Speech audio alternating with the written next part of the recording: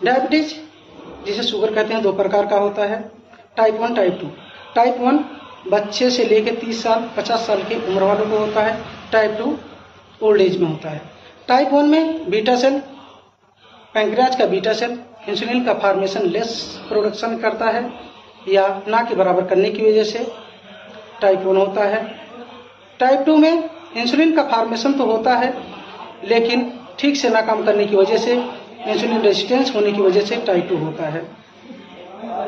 1 unit insulin लगभग 50 international unit blood को cover करता है।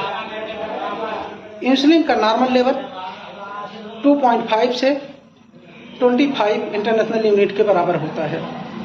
इसके घटने बढ़ने से डायबिटीज होता है, घटने से टाइप 1, बढ़ने से टाइप 2 होता है।